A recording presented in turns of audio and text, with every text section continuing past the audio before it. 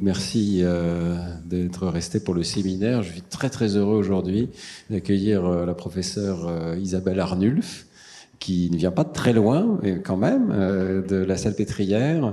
Isabelle Arnulf est professeure de neurologie et chef de service des pathologies du sommeil qu'elle a fondé à l'hôpital de la Salpêtrière. Et j'ai lu qu'il recevait maintenant 140 patients par semaine. On va en entendre parler, donc avec une très grosse spécialisation sur les pathologies particulières du sommeil. Isabelle Arnulf a fait toute sa carrière sur ce sujet, avec des contributions extrêmement intéressantes. Elle a commencé en fait avec Michel Jouvet, qui vous savez, découvreur, explorateur des états de sommeil, qui avait d'ailleurs écrit un livre tout à fait étonnant sur ce sujet, je ne sais plus le titre, mais qui était tout à fait sur Eros et Thanatos, qui était assez intéressant à lire. Isabelle Arnulf a elle-même écrit plusieurs livres sur ce sujet. Il y en a un qui s'appelle Une fenêtre sur les rêves, qui est paru chez Odile Jacob, et aussi un livre pour les enfants qui s'appelle La science des rêves.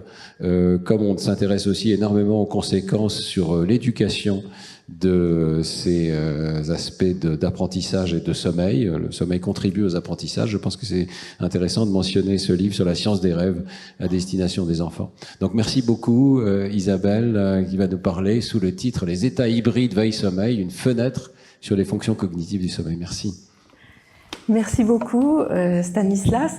Merci de me permettre de vous montrer la recherche en action, comme le demande le Collège de France, pour motiver les jeunes à faire la même chose que nous. Et puis tous ceux d'entre vous qui ont fait de la recherche, je pense qu'ils vont comprendre nos difficultés. Alors, la principale difficulté quand on étudie les fonctions cognitives du sommeil, c'est d'accéder aux rêves.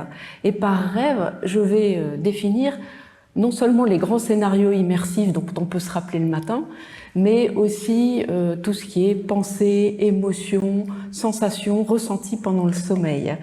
Et la principale difficulté, c'est que le rêve, on le vit, le contenu cognitif, on le vit pendant le sommeil, et que jusqu'à ces dernières années, on accédait au rêve en réveillant le dormeur et en récupérant un souvenir de rêve. Or, le premier biais qu'on a pour étudier, c'est qu'il est très probable que plus de 99% de nos rêves soient oubliés. À partir du moment où on se réveille, le système n'a pas l'air d'être fait pour les retenir. Et ensuite, une fois qu'on a ce contenu en tête, il faut généralement, pour tenir un carnet de rêve ou le raconter, le transformer en un récit de rêve, et le récit peut être inexact, parce que la reconstruction est difficile, il y a des choses qu'on voit en rêve qui sont difficiles à traduire en mots, parce qu'on se censure, et donc on perd petit à petit la vérité de la source. Et puis une fois qu'on a un récit, même chez un grand rêveur, on ne sait pas où s'est passé le rêve par rapport au moment où on a réveillé la personne. Est-ce que c'était 2 minutes avant, 5 minutes avant? Et donc pour des chercheurs qui travaillent sur le sommeil, c'est un petit peu gênant.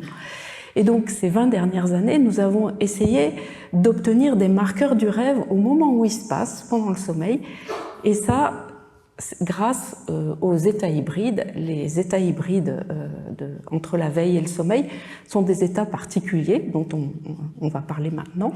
Qu'est-ce que c'est, ces états hybrides? Normalement, on passe la nuit de la veille au sommeil lent. Vous voyez, voilà, de la veille au sommeil lent, puis du sommeil lent au sommeil paradoxal, excusez-moi, comme si on passait d'un état à l'autre, de France en Italie, d'Italie en Suisse. Mais il y a des personnes qui s'attardent dans les frontières entre les états, et cela donne lieu à soit des comportements, soit des états expérientiels particuliers, et il y en a qui ont été décrits pour être à moitié dans la veille et le sommeil lent, être à moitié dans la veille et le sommeil paradoxal. Alors, il y en a énormément. Il y en a que vous connaissez certainement très bien, qui sont le somnambulisme, les terreurs nocturnes, le fait de parler dans le sommeil, qu'on voit à la frontière entre le sommeil lent profond et le sommeil paradoxal, et l'éveil, excusez-moi. Et donc, ça donne lieu à des comportements. Tout ce qui donne lieu à des comportements est en bleu marine ici. Et entre l'éveil et le sommeil paradoxal, on voit des comportements qui sont soit des cataplexies, des gens qui s'effondrent, soit des troubles comportementaux en sommeil paradoxal, ou qui parlent en sommeil paradoxal, qui sont du coup des comportements pendant cette phase. Et puis certains de ces états sont des vécus expérientiels, et par exemple le rêve lucide, et les personnes ne bougent pas, il n'y a pas de comportement, mais elles ont accès à leur rêve au moment où il se passe, elles prennent conscience du fait qu'elles sont en train de rêver.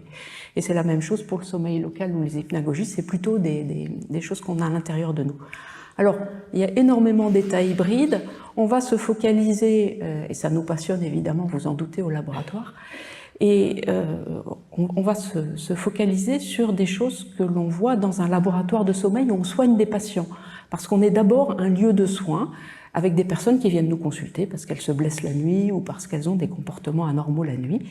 Et ces personnes vont avoir la gentillesse de participer. Non seulement on va les diagnostiquer et les traiter, mais avoir souvent la gentillesse de participer à nos expériences de recherche et bénéficier du coup de ces états. Alors, on va se focaliser pendant le séminaire sur le somnambulisme, les terreurs, le fait de parler dans le sommeil, la somniloquie, et les hypnagogies, donc éveil, sommeil lent, et en sommeil paradoxal, on va se limiter aux troubles comportementaux, à la somniloquie et aux rêves lucides.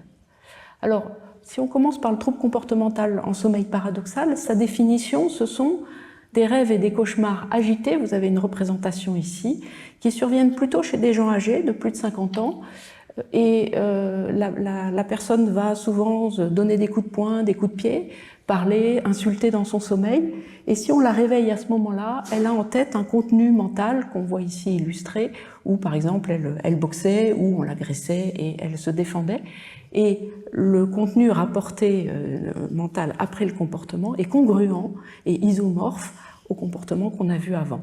Ce qui en fait un outil assez extraordinaire pour voir les rêves en comportement, en tout cas les comportements de rêve dans le lit.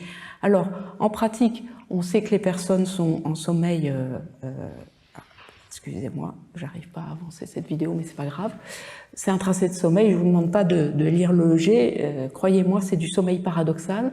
Tout ce qui est en haut, c'est l'encéphalogramme. Ce qui est en rose, c'est les mouvements oculaires qui surviennent dans cette phase sous les paupières. Et puis, la ligne noire notée EMG correspond au tonus musculaire de posture qui est pris sur le menton et qui est normalement vraiment quelque chose de très plat, comme Michel Jouvet l'a montré il y a plus de 60 ans. C'est-à-dire que dans cette phase de sommeil, nous sommes normalement paralysés. Il n'y a pas de tonus de posture.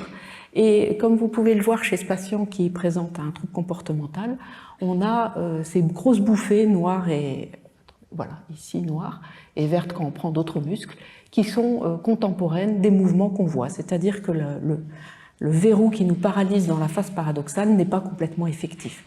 Alors, voilà un patient qui est en train de dormir, qui est en sommeil paradoxal, et qui fait un rêve médiéval, qui nous raconte après, où il traverse la France à cheval, il arrive dans une auberge la nuit, il n'y a plus de place, on le met dans la grange, il s'allonge dans le foin, et par la fenêtre arrive un sarrasin qui l'attaque avec son cimeterre, et lui trouve un fléau à blé, et se défend avec son fléau à blé.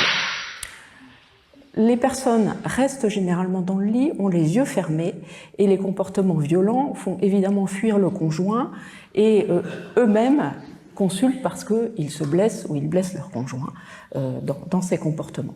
Donc, les personnes viennent essentiellement pour le côté violent, et on comprend en regardant ça pourquoi on est paralysé en sommeil paradoxal, parce que si on se mettait à vivre nos rêves, ce serait blessant. Ça n'interrompt pas le sommeil, hein, mais on risquerait de se blesser. Moyennant quoi, quand on met des caméras systématiquement chez ces personnes-là, on s'aperçoit qu'il n'y a pas que des comportements violents, que cette perte du tonus musculaire, de l'atonie musculaire en sommeil paradoxal laisse émerger des comportements moins violents qui sont aussi associés à des souvenirs de rêves congruents. Et donc là, vous avez un patient qui est toujours en sommeil paradoxal et qui est content, qui chante une chanson de garde et voilà, qui est tout à fait compréhensible. Et au point que, même si on ne le réveille pas à ce moment-là, on sait, entre guillemets, à quoi il rêve. Hein, ces comportements sont scéniques. Et pour ça, je vais vous demander de me dire à quoi rêve ce patient en sommeil paradoxal.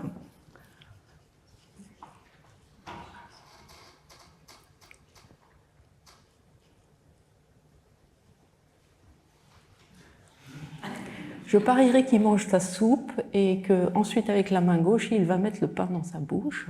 Alors évidemment, je ne vois pas la soupe, la cuillère et le pain, mais on voit le mime Marceau de ce qu'il est en train de faire. Voilà. Et évidemment, mon préféré, que j'ai montré des milliers de fois, mais il m'apprend toujours des choses, c'est cet ex-fumeur qui fume l'oxymètre dans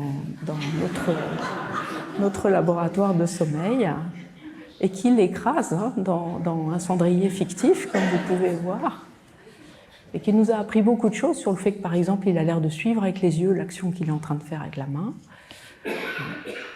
voilà. Et puis qu'il est vraiment tranquille. Donc ces comportements scéniques, vraiment, où on peut savoir à quoi rêvent les gens, sont assez rares quand même, pour être honnête, mais à chaque fois, ils sont d'une richesse pour voir des rêves en action importantes. Alors, grâce à Michel Jouvet, on a su, avant de découvrir ce trouble qui est connu que depuis 86 chez les êtres humains, on a su que on pouvait déclencher ce phénomène-là chez les animaux. Alors, il y a des animaux qui en ont... Jouvet les a déclenchés chez les chats. Les chats, normalement, ne bougent pas beaucoup en sommeil paradoxal. Ils ont quelques froissements de moustache et petits mouvements des oreilles. Les chiens sont moins paralysés. Et donc, ce chien qui est un peu âgé, en sommeil paradoxal, bouge des pattes, comme vous voyez souvent chez les chiens. Mais ça va plus loin chez lui. On a l'impression qu'il court les lapins. Et il va même vocaliser, aboyer, et se cogner dans le mur comme nos patients, parce qu'ils ne voient rien. Ils sont dans leur rêve, ils ne sont pas dans la pièce. Et donc, basé sur ce que Michel Jouvet avait montré chez le chat, il avait trouvé la zone qui provoque l'atonie en sommeil paradoxal, il l'avait déverrouillée avec des lésions focales, obtenu des chats qui vivaient leurs rêves. Alors les rêves de chats, mon Dieu, ils font leur toilette, ils chassent des proies, ils sont chassés eux-mêmes, rien de très surprenant. Ils vont pas nous le raconter, mais en tout cas, ils ont des comportements dits oniriques. Et ayant identifié le verrou dans le bas du tronc cérébral, enfin le haut du tronc cérébral, dans le tegmentum pontique, il nous a mis sur la voie et nous a permis de trouver chez nos patients quelle était la partie qui dysfonctionnait dans leur cerveau. Ici, en IRM 3 Tesla, comme ça a pu être développé à l'Institut du cerveau, on peut localiser chez un sujet normal. Ici, c'est une coupe horizontale, vous avez le cervelet. Je n'arrive pas avec ma petite souris, je suis désolée. Mais j'ai mis une petite flèche sur ces noyaux qui sont blancs et qui correspondent à des petits noyaux qu'on voit chez un sujet normal, avec certaines IRM, qui contiennent le locus coeruleus, qui est un noyau plutôt d'éveil, et le subcoeruleus, qui est le noyau du sommeil paradoxal. Et si vous regardez, c'est une personne normale en coupe A, et en coupe B, c'est une personne qui a ce trouble comportemental. Alors je dis souvent RBD, ça va plus vite, REM Sleep Behavior Disorder, et on a du mal à voir les petits points blancs. Ils ont disparu, ils ont dégénéré, et on le sait aussi grâce à des analyses de cerveau. Donc il s'agit d'une dégénérescence précoce d'une région très très focale du cerveau. L'autre nouvelle qui a été rapidement établie à partir du moment où on a identifié en 86 ces troubles, c'est que les personnes qui ont ça vers la cinquantaine, soixantaine et qui n'ont aucun autre trouble dans la journée, qui marchent bien, qui ont une bonne mémoire, ces personnes sont à très haut risque de se convertir, de développer dans les années qui suivent une maladie de Parkinson ou son cousin, la maladie des corps de Lévy. Vous avez ici une courbe de survie. Au début de l'étude, en première année, il y a 1200 patients. On s'est mis à plusieurs pays pour les étudier ensemble. Ici, 100% des patients n'ont aucune maladie de Parkinson, aucun trouble. Vous voyez descendre la courbe, c'est-à-dire que les personnes se convertissent, presque toutes, 92%. Et si vous prenez la médiane, c'est-à-dire vous faites à l'horizontale 0,5, ici vous voyez qu'à peu près en 7 ans, les personnes développent cette maladie en médiane. Donc c'est à cause de ça, cette maladie est le sujet depuis une quinzaine d'années d'énormément de recherches sur le prodrome de ces maladies neurodégénératives, avec de l'IRM, avec, voilà, avec l'espoir qu'on puisse changer les choses avant que la maladie n'atteigne des systèmes moteurs ou cognitifs. Je ne vous parlerai pas de cette partie-là de la recherche. Par contre, je pense que vous avez compris avec le sarrasin, au début de la première vidéo, que quelque part, grâce au trouble comportemental en sommeil paradoxal, on voyait du contenu de rêve solide en direct, c'est-à-dire en tout cas le comportement du rêveur dans son rêve. Et ça, du coup, ça va être un outil pour accéder directement au rêve et tester peut-être ses fonctions cognitives. Voilà le premier groupe de comportements sur lequel on travaille. Chaque fois que j'explique ça à des jeunes, il y en a qui me disent « Ah, mais moi aussi j'ai ça, je vais développer un Parkinson ». Non, quelqu'un qui est jeune et qui parle dans son sommeil ou qui se bat dans son sommeil ou qui se lève, il est très probablement dans une autre pathologie qui est elle beaucoup plus fréquente et qui touche plutôt les enfants, les adolescents et les sujets jeunes. C'est ces comportements qu'on observe à la lisière de l'éveil et du sommeil lent profond, c'est-à-dire le somnambulisme, les terreurs nocturnes, les éveils confusionnels. On appelle ça les parasomnies de sommeil lent profond, et quand on enregistre le cerveau des dormeurs pendant ces comportements, ils sont à moitié en éveil, la partie postérieure du cerveau est réveillée, la partie antérieure est encore dans du sommeil profond. Ce cerveau hybride donne des comportements très particuliers et pas toujours adaptés. Alors, j'ai pas beaucoup de somnambules à vous montrer, mais cette patiente a accepté qu'on diffuse la vidéo qu'elle a mis en place à la maison. Vous la voyez se lever, farfouiller, ça réveille le chat. On filme toujours en infrarouge la nuit, puisqu'on est dans le noir. Et le somnambule calme va avoir des comportements de manipulation, de marche. Le somnambule agité va fuir hors du lit, essayer peut-être d'atteindre la fenêtre. Et dans ce cas-là, évidemment, on propose un traitement et une prise en charge. Voilà, c'est à la maison toujours un peu plus long qu'au laboratoire de sommeil. Et ce qu'on appelle les terreurs nocturnes correspondent toujours dans la phase de sommeil lent profond à un éveil partiel du cerveau associé à un sentiment de terreur intense et des manifestations de terreur, de cris de terreur intense. Alors, vous voyez qu'elle va même quitter, alors qu'elle a plein de capteurs, un petit peu confuses, ces personnes-là sont confuses, ça ne se rendent pas compte qu'ils sont dans un labo de sommeil, et vont mettre du temps à reprendre conscience. Alors, quand on voit ces comportements chez les sujets jeunes, et on les étudie depuis quelques années, on peut se poser la question, est-ce que les somnambules sont aussi en train de rêver? Et je vais vous répondre que oui. On a eu beaucoup de mal à convaincre la communauté scientifique de cela, parce que jusqu'à il y a une quinzaine d'années, c'était vraiment inscrit chez les scientifiques que le rêve était réservé au sommeil paradoxal, et que ce qu'on voyait était probablement des sortes d'éveil, mais que ça ne pouvait pas être des rêves. Alors pour répondre à ça, en bon médecin, quand un malade me dit « j'ai fait des cauchemars, j'ai crié, et on était en train de m'enterrer vivant », ou j'étais dans une pyramide, je ne trouvais pas la sortie, ou il y avait des araignées sur le lit et j'ai dû cracher pour les faire fuir, moi je crois le patient s'il me dit qu'il est en train de rêver. Il appelle ça un rêve. C'est vrai que ce sont des images plus brèves, souvent des catastrophes imminentes, en particulier chez les terreurs, que des longs scénarios. Mais 76% des adultes avec ces phénomènes-là, les enfants se rappellent moins bien, des adultes ont occasionnellement le rappel d'un contenu de rêve qui est associé à l'épisode et qui, une fois de plus, est isomorphe au comportement qu'on a vu avant. Et en particulier chez les personnes qui consultent, on a souvent un sentiment de danger imminent, comme ce patient qui me dit « j'avais l'impression que le plafond de la chambre était en train de s'écrouler et j'ai tiré ma femme hors du lit pour la sauver d'une mort certaine ». Et bien sûr, elle a été surprise d'être réveillée. Alors, c'est des récits. Après, en labo de sommeil, on peut avoir des souvenirs, c'est plus rare. Et là, donc, ce patient se souvient qu'il y avait un camion qui arrivait sur lui dans la chambre. Et il est en sommeil lent profond.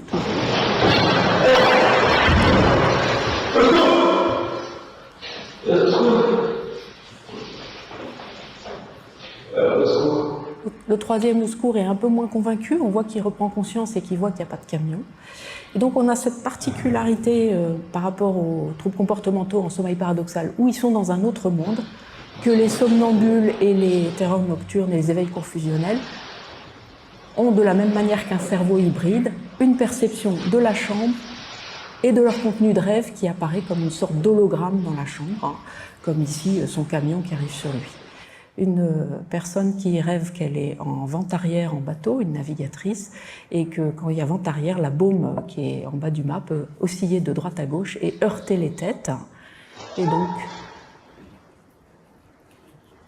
elle protège sa tête. Elle vérifie qu'il n'y a toujours plus la baume au-dessus. Et elle reprend conscience qu'elle est dans une chambre. Alors on a eu un petit peu du mal hein, quand on casse un peu les codes à publier cette première recherche. Maintenant, ça va, vous voyez, des nouvelles équipes disent « Ah oui, c'est vrai, les enfants ont très peu de souvenirs, mais les adultes en orange ont parfois, quelquefois et souvent ou à chaque fois des souvenirs d'un rêve associé. Et si on interroge la personne juste au moment où elle vient d'avoir le comportement, les expériences conscientes en gris sont de l'ordre de 56%. Ici, les expériences, le sentiment d'avoir vécu une expérience consciente sans s'en souvenu, ce qu'on appelle un rêve blanc. Je sais que j'ai rêvé, mais je ne sais plus à quoi, 24%, et seulement 20%, quand on les réveille à ce moment-là, n'ont vraiment aucun souvenir en tête. On est dans le sommeil lent profond où c'est quand même beaucoup plus difficile d'accéder aux souvenirs de rêve avec une grosse confusion au réveil. Alors, est-ce que ce rêve est créé juste au moment de ce réveil un peu hybride, ou est-ce qu'il vient du sommeil et qu'on a juste la partie finale, hein, vous avez vu qu'à chaque fois c'était assez irruptif. Pour répondre à cette question, nous avons deux expériences, celle que nous avons faite, où vous avez des phénomènes, je vais essayer de ne pas avancer les diapos, voilà, des phénomènes de sommeil lent profond, le tonus musculaire est bas, on est très relaxé dans cette phase, mais pas paralysé, et tout d'un coup, donc l'activité motrice que vous voyez en vert ici, et on voit on mesure la fréquence cardiaque juste avant et pendant l'événement, et la fréquence cardiaque est quasiment doublée, les gens passent de 60 à 120 battements lors des événements, mais si on fait très attention, l'accélération cardiaque, le trait pointillé désigne le début de l'événement, et en bas vous voyez les changements du rythme cardiaque, heart rate, début de 3 secondes avant le réveil, c'est-à-dire que avant le réveil moteur. La chose qui alerte la personne et qui déclenche le phénomène vient de l'intérieur du sommeil et pas du moment de l'éveil. Et pour corroborer cette idée, Francesca Ciclari à Lausanne a enregistré en haute densité EEG des somnambules et des éveils confusionnels au labo de sommeil, et elle a pu reconstituer les sources de ce qui s'active avant le réveil. C'est difficile parce qu'on a l'impression que tout est lent dans le cerveau, et bien de façon préférentielle, voilà le moment, le début des comportements, 20 secondes avant, vous voyez s'activer les régions postérieures du cerveau, qui sont des marqueurs d'expérience mentale pendant le sommeil, comme elle l'a très bien démontré en réveillant des dormeurs, que ça soit en sommeil paradoxal ou en sommeil lent. Donc on trouve des marqueurs d'expérience mentale jusqu'à 20 secondes avant le comportement. Donc il est possible qu'il y ait une expérience mentale pendant tout le sommeil profond à laquelle on n'accède pas, mais soit parce qu'elle est vraiment trop émotive, trop dure, ou que la personne est prédisposée, ce qui est le cas des somnambules, hein, qui ont souvent un facteur familial, prédisposée à se réveiller dans ce stade, on voit apparaître la partie terminale d'un rêve à ce moment-là. Alors, en recherche pour essayer d'attraper les rêves à partir de ces deux exemples que je vous ai montrés, on va profiter bien sûr du récit de rêve du dormeur au réveil, on va profiter des corrélats cérébraux, l'encéphalogramme, vous avez vu l'électrocardiogramme, tout ce qu'on peut mesurer, et on va profiter de ces états hybrides, du comportement du dormeur et puis d'autres états de conscience. Et on va ainsi trianguler les phénomènes nocturnes pour essayer d'attraper avec notre filet à papillons les contenus cognitifs et voir ce qu'on peut en faire. Et en particulier, utiliser ces états hybrides, c'est notre objectif, pour mieux décrire le contenu mental, c'est-à-dire le rêve en direct, et puis peut-être tester des hypothèses sur les fonctions cognitives du sommeil et du rêve. C'est difficile de dissocier le rêve du sommeil. On commence à connaître beaucoup de fonctions cognitives du sommeil. On va voir si elles s'appliquent au rêve. Parmi, il n'y a que des hypothèses, évidemment, il y a plein d'hypothèses sur les fonctions des rêves. Il y en a probablement beaucoup des fonctions. L'une de celles qui prédomine un petit peu actuellement, c'est la théorie de Revonsuo, qui a suggéré en 2000, c'est un chercheur et philosophe de la conscience, que on pouvait rêver pour s'entraîner à faire face à la menace.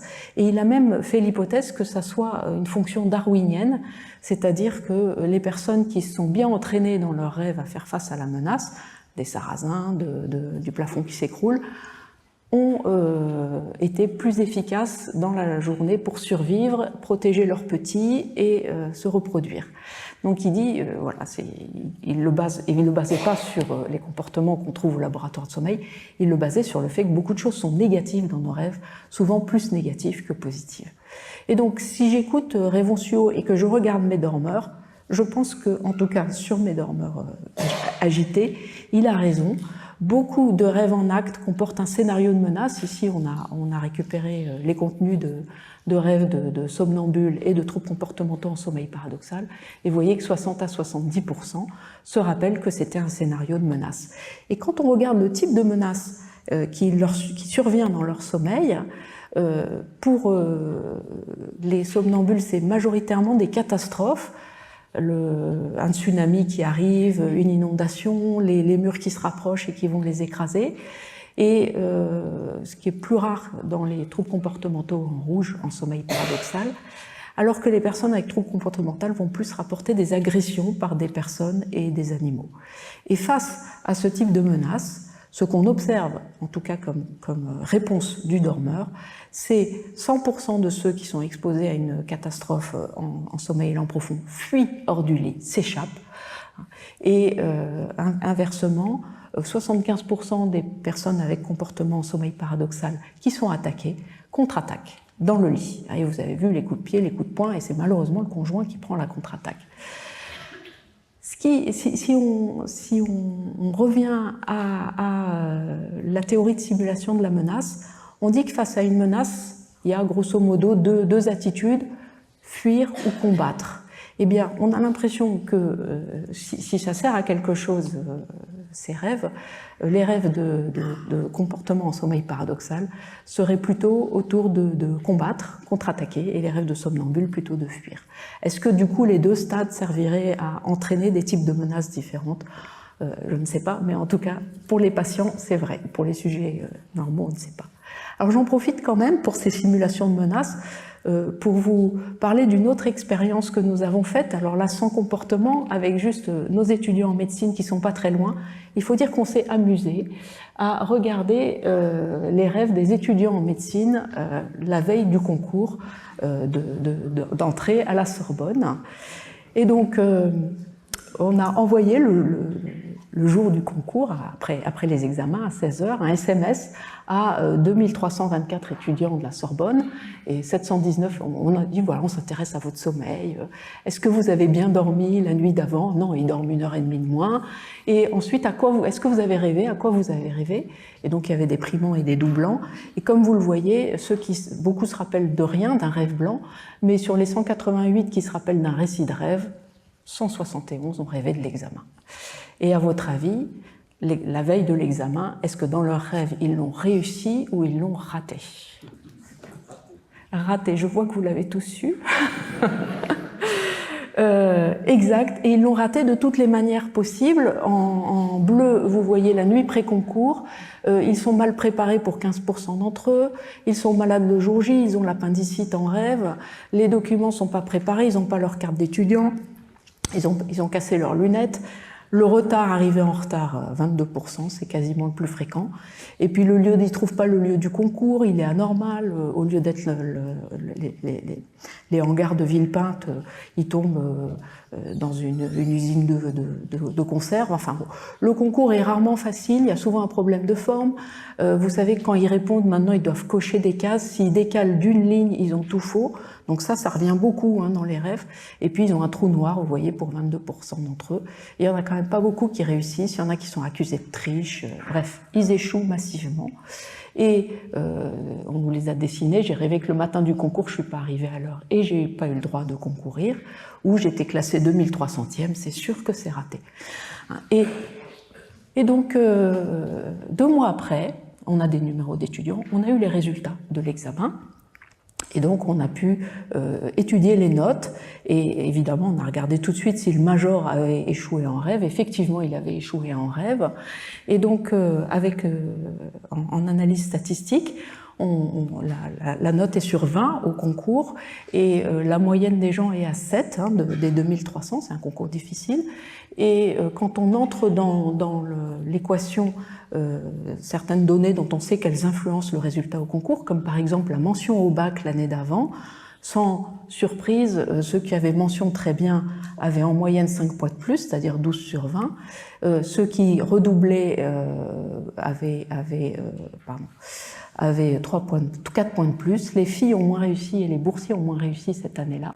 Et une fois qu'on a éliminé la variabilité de la note due à tous ces facteurs, on isole que le fait de rêver du concours la veille donne un demi-point de plus, ce qui correspond à 100 places. Et donc maintenant, ils viennent tous nous demander comment on peut échouer en rêve pour réussir le concours.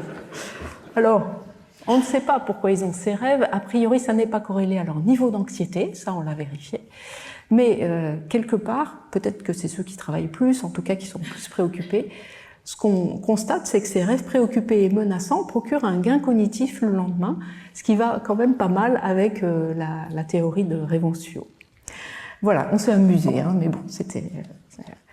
Alors, si on continue sur nos états hybrides, le fait de parler en dormant interroge les hommes depuis très longtemps. On peut parler en sommeil lent, on peut parler en sommeil paradoxal, mais finalement, on a, pour le coup, avec la parole de quelqu'un, un accès direct à son contenu cognitif. Il n'y a rien de plus cognitif que la parole. Hein.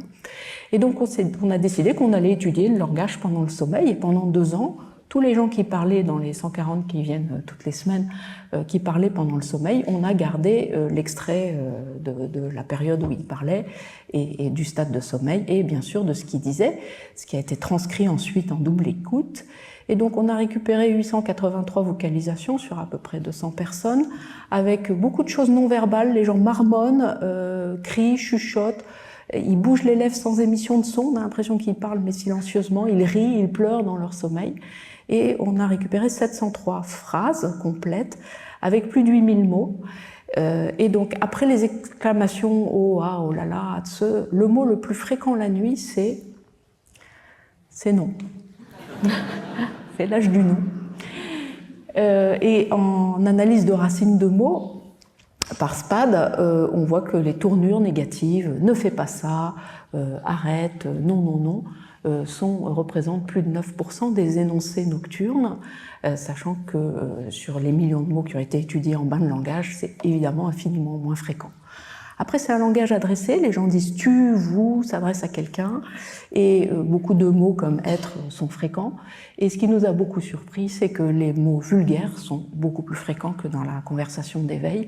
Vous voyez putain, salope et merde qui se défendent bien dans le nombre d'émissions nocturnes, de dénoncés. Et ces mots vulgaires sont plus fréquents en sommeil lent qu'en sommeil paradoxal. Mais je vais quand même vous montrer quelqu'un qui parle un peu vulgairement dans le sommeil paradoxal. C'est pas le bordel! C'est quoi le bordel? C'est grave! Mais qu'est-ce que toi? Qu'est-ce que ici? On comprend pas tout, hein, mais au début on comprend bien quand il crie.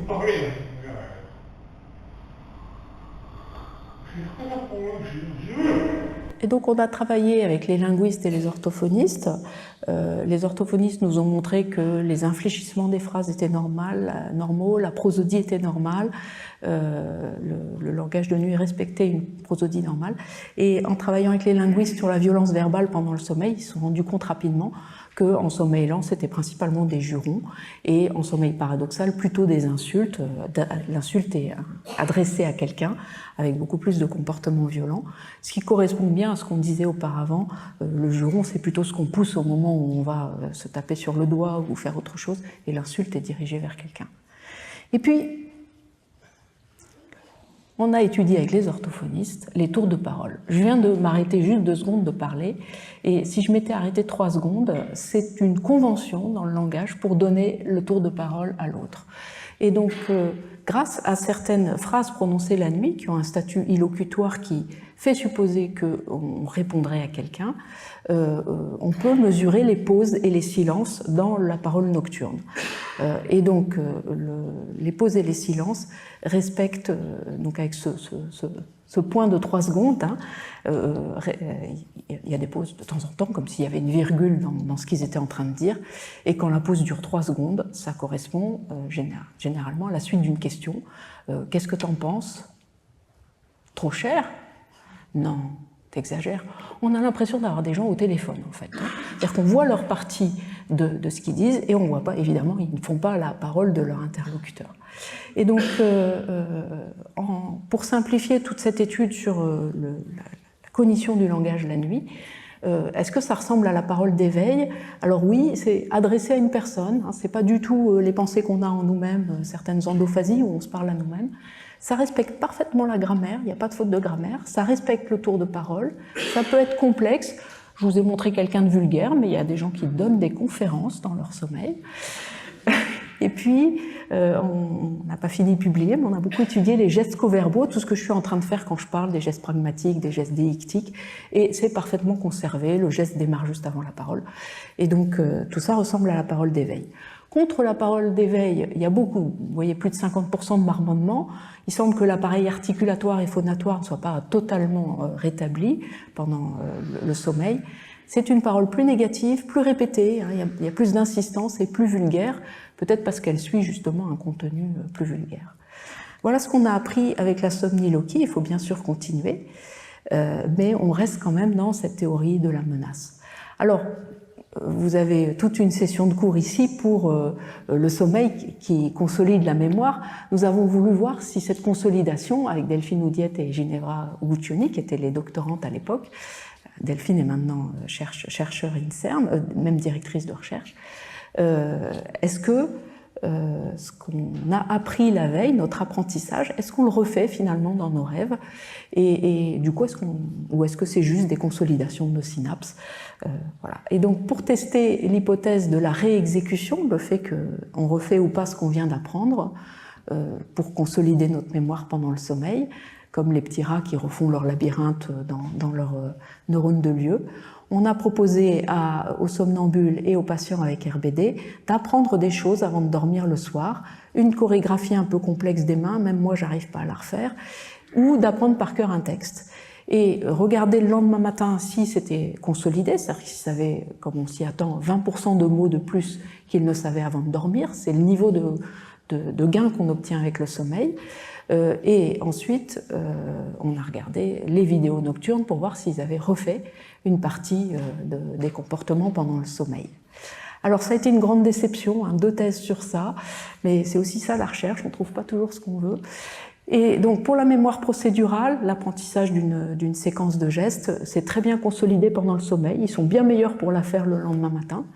Et aucun patient avec RBD et seulement un somnambule sur 20 a refait pendant le sommeil lent du coup, une partie de la séquence apprise, hein, elle a juste fait un début de geste comme ça, donc on était un peu déçus, bien qu'on ait beaucoup d'anecdotes de patients qui nous disaient qu'ils avaient inséré dans leur somnambulisme des choses de la veille, mais bon, on ne fait qu'une nuit ou 2 nuits, on n'a pas grand-chose. Et pour la mémoire verbale déclarative, très bien consolidée pendant le sommeil, aucun somnambule n'a redit des mots des textes appris, et par contre, un patient a prononcé pendant le sommeil paradoxal une phrase qui n'était pas le texte appris, mais qui était en lien sémantique avec ce qu'il avait appris.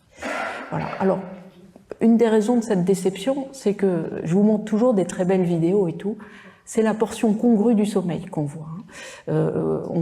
Chez un parleur nocturne, on récupère 11 mots par nuit.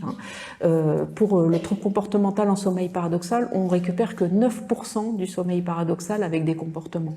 Donc on a une fenêtre extrêmement étroite et probablement, possiblement en tout cas, on n'a pas réussi à tomber sur la bonne fenêtre pour le comportement.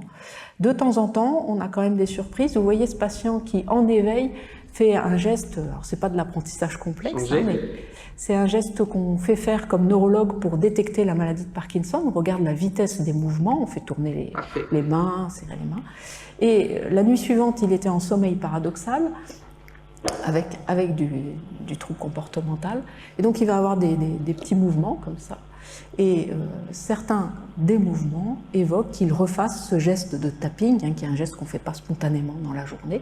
Alors c'est pas quelque chose à apprendre par cœur, c'est pas compliqué, mais on va voir qu'il le refait et puis qu'il rigole après. Peut-être qu'il se moque de nous, qui lui faisons faire les marionnettes, taper, ouvrir et fermer la main. Vous voyez, il se place et il refait, et il le refait 4 fois à peu près, hein, ce geste de l'examen parkinsonien. Je crois qu'il va le refaire encore 2 fois, voilà. Et puis il rigole et il se rendort. Évidemment, pour la consolidation mnésique et sa transparence dans les comportements de rêve, on a été un peu déçus. Mais là où on a été plus fructueux, c'est pour la fonction du sommeil pour réguler nos émotions. Et là, c'est Jean-Baptiste Marancy, qui est psychiatre dans le service et qui était doctorant, qui a travaillé sur cette partie. Alors cette fonction de régulation des émotions, elle est connue depuis pas mal d'années. Vous pouvez l'appréhender quand vous recevez un email agressif, ces mails où vous avez, c'est écrit en caractères gras avec 3 points d'exclamation. Si on répond tout de suite, on répond sur le même mode émotionnel agressif que l'agresseur. Si on dort dessus, il y a plus de chances que le lendemain on fasse une réponse plus rationnelle et moins émotionnelle. Il a été bien montré que le sommeil avait ce gain de digérer les émotions négatives. Et ça a été montré simplement en faisant des IRM fonctionnels avant et après avoir dormi, en exposant des gens par exemple à des choses très, très émouvantes. Quand on réexpose les gens à des images horribles d'amputation, s'ils n'ont pas dormi entre les deux, ils vont avoir la même peur, la même tachycardie. S'ils ont dormi entre les deux, ils ne vont plus avoir cette réaction émotionnelle. Et c'est donc un collègue de Berkeley qui travaille sur ça. Sauf que on ne sait pas comment ça se passe pendant le sommeil. Est-ce que cette personne qui nous a adressé ce mail désagréable, on lui a reparlé dans nos rêves et qu'on lui a dit vraiment ce qu'on pensait de sa méchanceté et que c'est fait le lendemain matin? Pour ça, on ne sait pas comment accéder à la boîte noire. Et donc nous sommes revenus sur nos dormeurs. En vérité, le visage d'une personne, c'est un livre ouvert sur ses émotions. Hélas, il est encore là, mais lui, on sait vraiment quand il a du dégoût, quand il n'est pas content et quand il est joyeux. Alors nous nous sommes dit, on va regarder nos dormeurs, leur visage, et regarder s'ils sourient, s'ils ont des expressions de colère, etc. Alors les dormeurs n'ont pas les yeux ouverts, ils ont les yeux fermés. Déjà, on sait que les bébés, en tout cas avant 6 mois, ont souvent des sourires dans leur sommeil, et on ne savait pas si ça persistait chez les adultes. C'était censé disparaître, hein, le sourire des bébés avec la maturation. Ils sourient en sommeil avant de sourire à leur mère, hein. Il y a tout un développement comme ça dans l'attachement. Alors nous avons posé des capteurs sur les muscles zygomatiques, sur le visage, pour une raison très simple, c'est que c'est pas possible de regarder par 100 millisecondes 8 heures de nuit. Il nous faut un marqueur de l'émotion. Et donc c'est ce que vous avez en vert, hein, le zygomatique. Et ensuite on a des caméras focus sur le visage et des caméras focus sur le corps entier. Et donc, les personnes normales, adultes, sourient de temps en temps dans leur sommeil. Alors, voilà, des dormeurs, le visage a été un peu modifié pour qu'on ne les reconnaisse pas. Et donc, qui sourient de façon tout à fait gaie dans le sommeil lent léger, ici, et dans le sommeil paradoxal.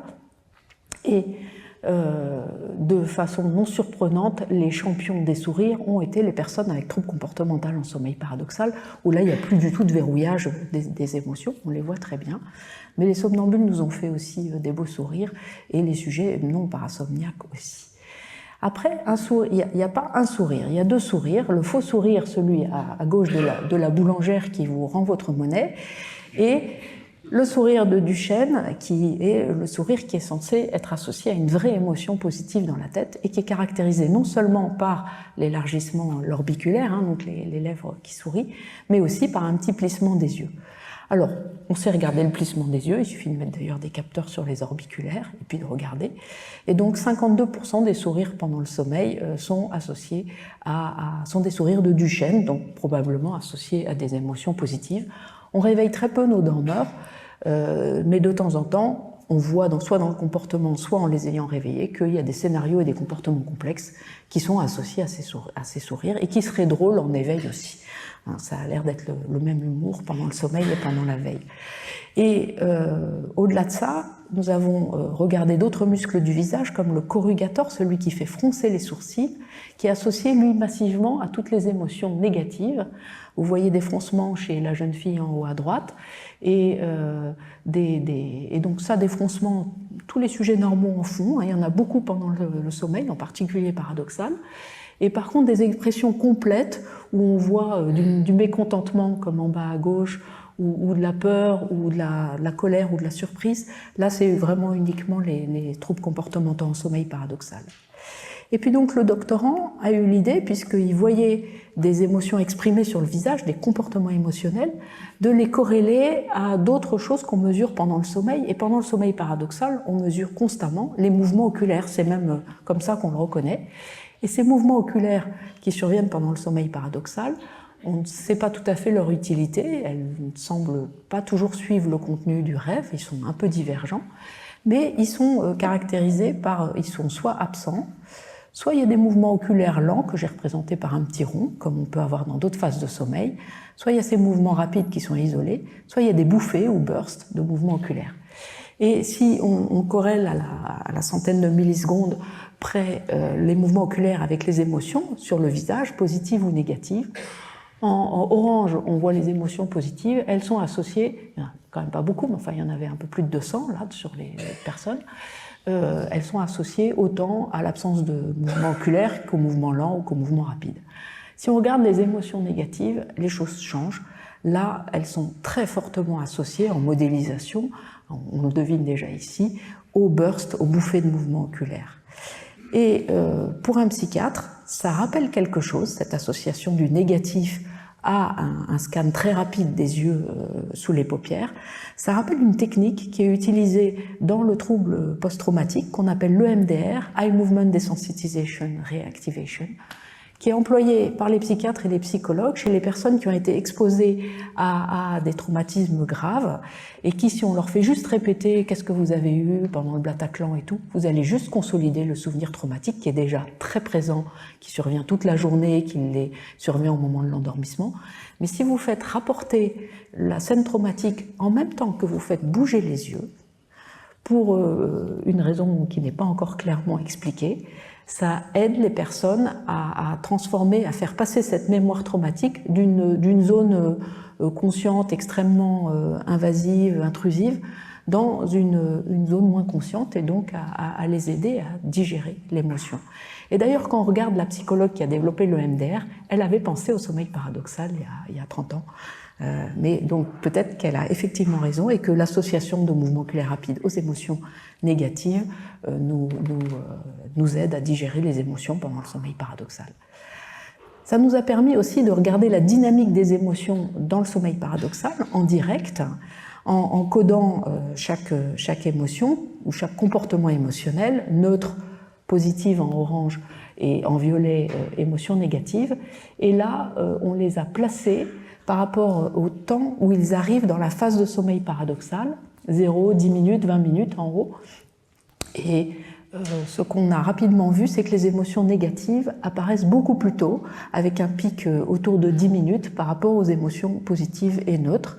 Et surtout que les émotions sont très très présentes, les émotions à valence positive ou négative, dans les 10 premières minutes du sommeil paradoxal, et qu'ensuite elles deviennent beaucoup plus rares.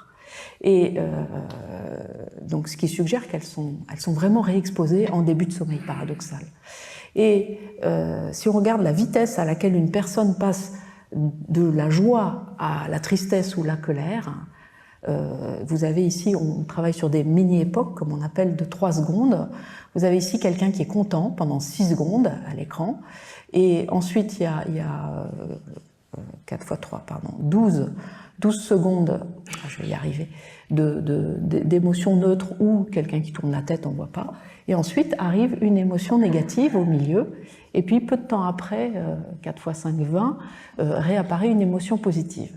Donc une façon de passer très vite du positif au négatif, alors qu'en éveil, il y a une inertie des émotions. Quand on est très content, ça dure longtemps, c'est difficile à mesurer, mais ça dure longtemps.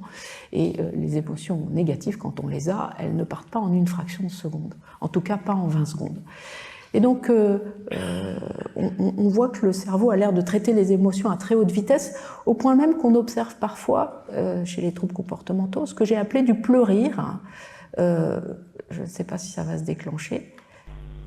C'est-à-dire quelque chose qui est intermédiaire entre rire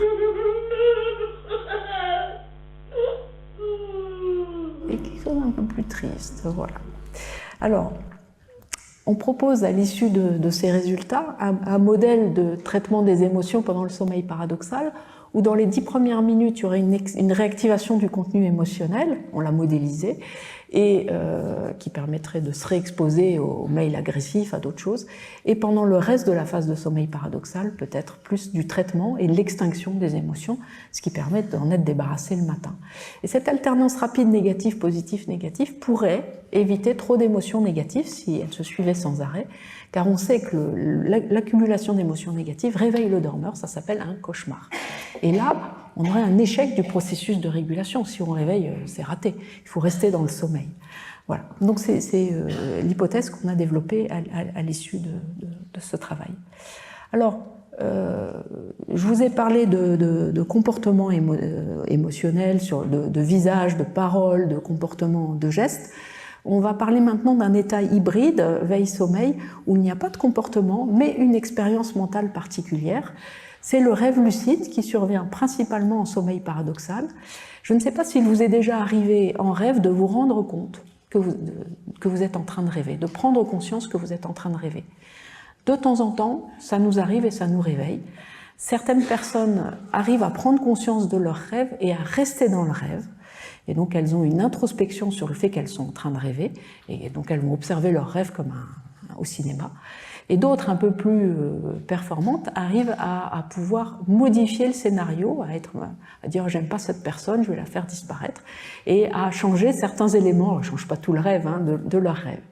Et donc ça permet à des personnes qui se retrouvent comme cette jeune fille en rêve dans une inondation, de décider de s'envoler, par exemple, pour éviter les choses. Et les rêveurs lucides les plus performants, au-delà d'avoir de l'introspection sur le fait qu'ils sont en train de rêver, un contrôle du scénario, peuvent aussi être capables d'envoyer à l'investigateur un signal pour dire « je suis en train de rêver », voire même « je suis en train de rêver à quoi ». Alors, ils ne vont pas parler, ils sont paralysés, ils ne vont pas bouger les bras, ils sont paralysés, mais par contre, ils peuvent arriver à bouger certains éléments, en particulier les yeux ne sont pas paralysés, et donc on peut leur demander, avant de dormir, quand tu sauras que tu es en sommeil, que tu es en train de rêver, envoie-nous un signal. Le code qui a le plus été utilisé, c'est regarde à gauche, à droite de façon horizontale 2 fois, fais une pause de 10 secondes et renvoie-moi le signal. Une espèce de télégramme pour dire attention, je suis conscient. Et s'il y a un truc qu'on sait enregistrer dans les labos de sommeil, c'est les mouvements oculaires que vous voyez en dessous et qui sont très particuliers. Les signaux envoyés par les rêveurs lucides n'ont rien à voir. Ils sont horizontaux, ce qui n'arrive jamais aux mouvements oculaires en sommeil paradoxal, qui sont toujours obliques et qui sont de faible amplitude. Et donc on repère ce signal, et ce signal, on peut décider que c'est un clap pour dire « je suis en train de rêver » ou « je suis en train de faire une action » ou « je suis en train de rêver et je vais modifier mon rêve pour faire une action que vous m'avez demandé de faire avant de dormir ». Ce qui fait que ces rêveurs lucides vont être des agents infiltrés dans le rêve et nous envoyer du fond de leur rêve une information sur leur contenu onirique. Alors on s'est aperçu dans notre laboratoire que nos patients narcoleptiques, les jeunes qui dorment beaucoup, étaient des puissants rêveurs lucides et donc qui participent à toutes nos études avec une performance. Ils sont vraiment devenus des collègues de travail, ils sont même chercheurs souvent. Et donc, pour vérifier ça, on a demandé à nos rêveurs lucides, écoute, si tu es en rêve, essaye de trouver une piscine et de plonger dedans, mais par contre, tu nous envoies le signal avant de plonger dans la piscine et au moment où tu en sors. Et nous, on va monitorer ton corps, on ne lui dit pas tout ce qu'on monitore. Et donc, voilà une personne, rêveuse lucide, qui nous rapporte après, puisqu'on les réveille après, il y avait une attaque au gaz sarin, gare de Lyon, j'ai retenu ma respiration pour ne pas être empoisonné. Sur le tracé correspondant, puisque ça nous permet on a ici la respiration, un arrêt de la respiration qui est central, commandé par le cerveau, il n'y a plus de flux d'air, plus de mouvements thoraciques, plus de mouvements abdominaux. Ça pourrait être aléatoire, il y a des gens qui font des apnées la nuit, sauf que la personne nous a codé, ici avec le code, qu'elle était en train de faire son action, de retenir sa respiration. Et donc, ça nous a permis de montrer que, en tout cas, certains éléments du rêve peuvent se traduire dans la respiration du dormeur. Et au-delà de ça, puisqu'on travaille sur les fonctions des rêves et la régulation émotionnelle, avec Jean-Baptiste, on s'est dit, on va pouvoir connaître les émotions en direct de nos dormeurs. Pour le coup, on n'utilise plus trop les mouvements oculaires parce que certains jeunes nous ont dit, vous savez, quand vous êtes poursuivis par des méchants et que vous devez vous rappeler et que vous avez le contact oculaire là pour pas qu'ils vous attrapent et que vous devez vous rappeler de balayer l'horizon à gauche-droite comme ça c'est un peu dur, et puis ça nous fait perdre un petit peu le rêve. Et donc, on a mis au point avec eux un autre signal en enregistrant les muscles de froncement du sourcil, les corrugators, les muscles zygomatiques. Alors, il y a peu de changements du visage du dormeur, ils sont quand même très paralysés, mais on enregistre une petite contraction musculaire que vous voyez sous l'encadrement, de trois petites contractions musculaires, et on va leur dire, par exemple, si tu es dans un rêve négatif, d'émotions négatives, tu nous fais 3 petits froncements, si tu es dans un rêve positif, tu nous fais 3 petits sourires, et si c'est neutre, ni négatif ni positif, tu nous fais un froncement suivi d'un sourire. Essayez de faire les deux en même temps, c'est très difficile. Les froncements c'est négatif, les sourires c'est positif. Et nos rêveurs lucides nous ont envoyé du fin fond de leurs rêves ce petit télégramme pour nous dire à quoi ils sont en train de rêver au niveau émotionnel. Et donc vous avez ici un extrait d'1 minute, c'est du sommeil paradoxal, il n'y a aucun problème, c'est du θ, beaucoup de mouvements oculaires en rose. Et voilà le petit télégramme, positif, positif, positif, négatif, positif, positif. Et on réveille le dormeur et on essaye de replacer le récit. J'étais poursuivi, je pouvais fuir et j'étais content, je vous ai envoyé 3 signaux positifs. Et puis le méchant m'a rattrapé. Et là, je me suis sentie triste et apeurée, j'ai envoyé un signal négatif.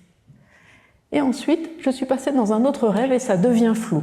Lui ne se souvient pas de son rêve, mais nous, on sait qu'il a eu un rêve positif à la fin. Et donc, grâce à ça, qui est beaucoup plus puissant que d'observer les visages des personnes avec RBD, on a accès à beaucoup plus d'émotions.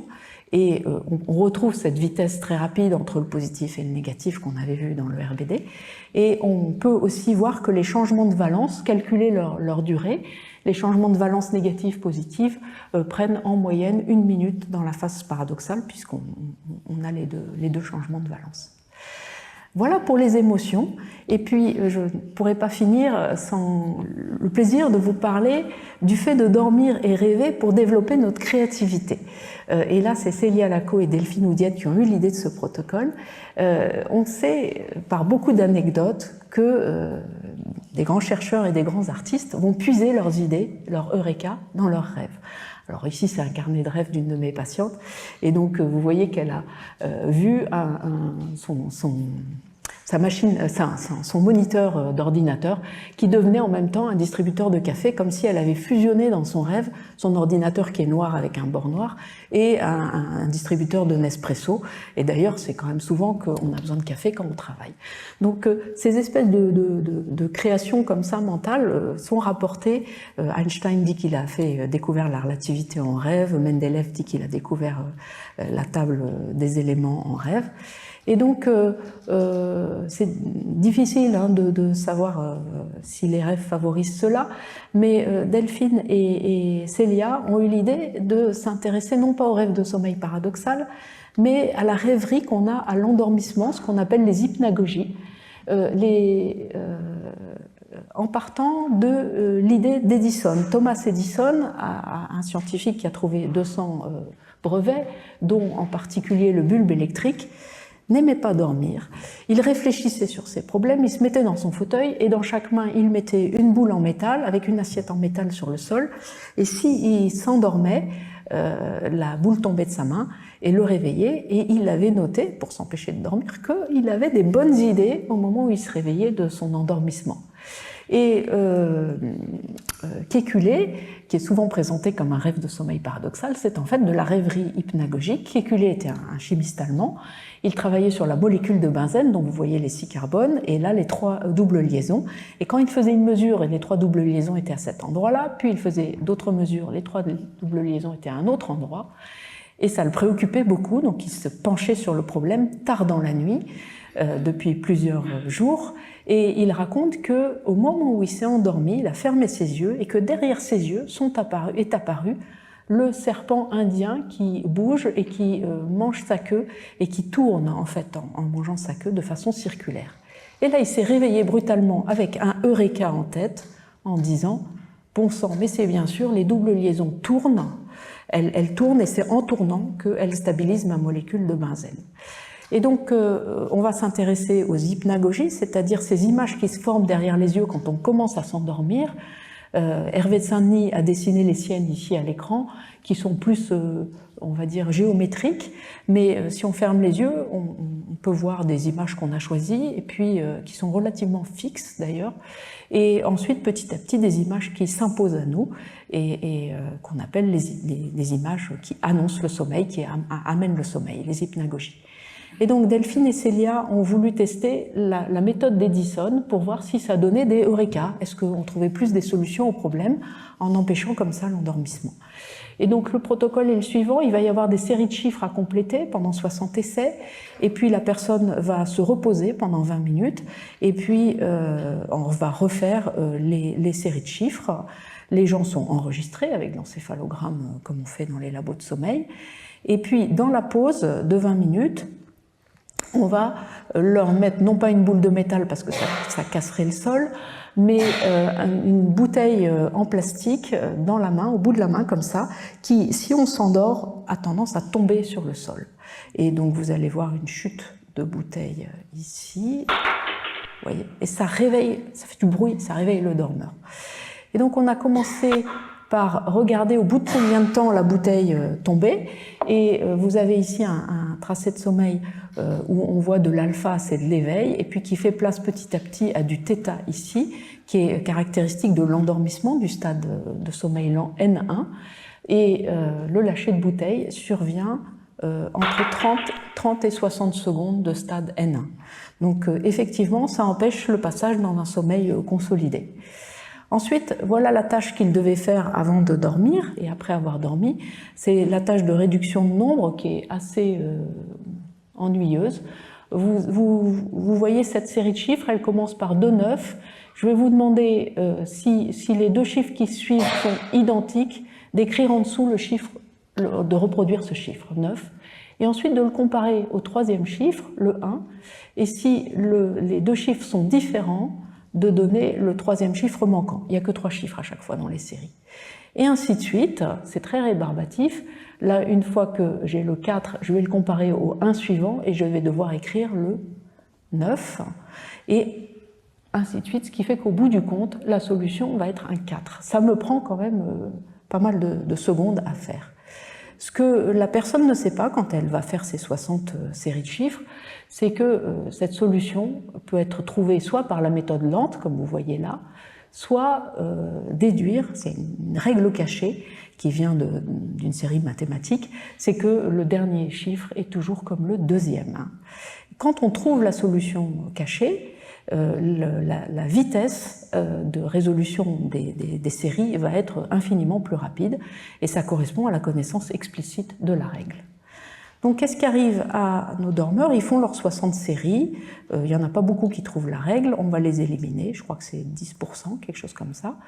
Et ensuite, ils ont leur phase de repos, et dans leur phase de repos, il y a ceux qui vont rester réveillés. Après avoir fait la phase d'éveil, ils recommencent leurs équations, et un tiers a trouvé la solution, de façon explicite et rapide. S'ils ont laissé tomber la bouteille, c'est-à-dire fait 30 à 60 secondes de stade N1, 83% ont trouvé la solution. C'est massif, c'est énorme. Et si le bruit de la bouteille ne les a pas réveillés et qu'ils ont continué dans le sommeil lent, N2, ils ne trouvent pas la solution. Et donc, il faut passer dans cet état très très bref, et surtout se réveiller et prendre conscience à ce moment-là de nos pensées. La méthode d'Edison, elle est utile pour empêcher de passer dans le stade N2. Et donc on s'est dit, est-ce que c'est ces images ou ces petits scénarios qui passent derrière notre tête, nos yeux quand on s'endort, qui font trouver la solution ici du problème, le Eureka? Eh bien, on a demandé, quand la bouteille tombait, de nous raconter ce qu'ils voyaient derrière leurs yeux au moment où ça les a réveillés. On va les écouter. Je sais pas, dans ma tête, j'ai une énorme falaise, et moi en train de monter une grande falaise. Pan et lampadaire allumé en pleine ville. Forme géométrique un peu, enfin des triangles, des trucs. Comme les vieux fonds d'écran, économisateurs d'écran sur les vieux ordinateurs. Vous le voyez en anglais en dessous, ça ne se comprend pas toujours. Là, des séries, des carrés, des triangles. Dans une situation au bord de l'eau, pas de vent, il y avait des sons aériens, donc plutôt tropical. L'intérieur du Colisée de Rome, à l'époque où il était actif, des formes concentriques qui se réduisent en fait. Certaines figures que je pense que j'ai appelées moi des fonctions, en fait qui transformaient un chiffre en un autre, puis en autre, puis à celui de départ. Voilà, difficile de savoir si c'est exactement la série, puisque c'est très varié, comme vous voyez. Et donc, en analysant ceux qui avaient résolu l'équation, qui avaient eu le Eureka par rapport à ceux qui ne l'avaient pas, on s'est rendu compte qu'il fallait un cocktail EEG favorable, c'est-à-dire avec une certaine proportion d'ondes lentes d'éveil et d'ondes lentes de sommeil et d'ondes rapides d'éveil pour résoudre le problème. Ce cocktail pourrait correspondre, c'est ma façon de vulgariser, à un mélange de cette réflexion de l'éveil et de déjà l'imagination, la pensée un peu métaphorique en image du sommeil, pour aider à trouver des solutions qu'on ne trouverait pas en flux de pensée et d'éveil. Voilà, j'ai comme d'habitude trop parlé. Ce qu'on va retenir, c'est il y a une activité mentale dans tous les stades de sommeil, ça, si vous pouvez sortir, et avec des fonctions qui sont possiblement de mémoriser, de simuler les menaces, de réguler les émotions, peut-être de développer la créativité, peut-être aussi l'empathie. Et ces états hybrides, qu'on appelle en médecine des parasomnies, sont des fenêtres directes étroites, très étroites, mais riches sur ces cognitions et ces émotions pendant le sommeil, avec l'idée que le sommeil, c'est une boîte noire comme cette pierre, et qu'avec ces petites fragmentations, on voit le cristal qui est à l'intérieur, qui est ce contenu mental. Avant de finir, il faut que je remercie mon équipe. On est un lieu de soins. Vous voyez, il y a beaucoup d'infirmières, de médecins, d'aides-soignantes qui travaillent déjà pour soigner les malades. On est aussi un lieu de recherche avec l'équipe Dream Team. Vous voyez Thomas Andrion qui est venu vous parler il n'y a pas longtemps en bas, Delphine Oudiette derrière. Et puis bien sûr, on remercie tous les patients qui ont participé à nos études et qui ont permis de vous montrer les vidéos. Merci de votre attention.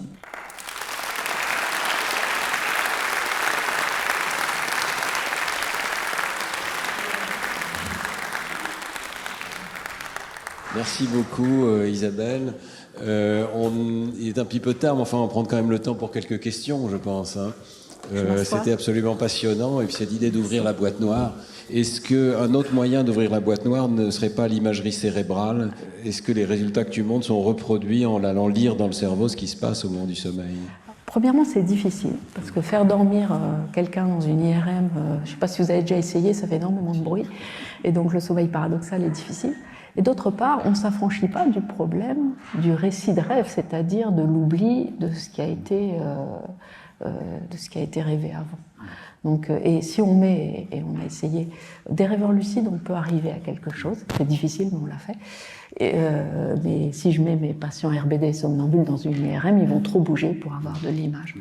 Mais ça reste quand même, c'est attractif, mais ça reste entre guillemets de la vieille méthode. C'est-à-dire, je ne sais pas où est le rêve sur l'imagerie cérébrale. Il y a le travail de Kamitani qui arrive à mettre en image, ou en tout cas à décoder certains contenus du rêve. Oui, c'est vrai. Mais il est quand même dépendant, c'est vrai, du rapport du sujet à la fin. Il est obligé d'entraîner en fait son algorithme en réveillant la personne une centaine de fois ou en l'exposant à plein d'images de YouTube et regarder où est-ce qu'il range les hommes et les femmes, où est-ce que dans ses circuits cérébraux, pour ensuite essayer de déduire.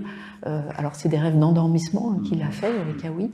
Et il a un taux de réussite de 70%, et c'est pas précis, c'est un homme ou une femme, mais ça ne vous dit pas si c'est la belle-mère ou la petite copine. Quoi. Voilà.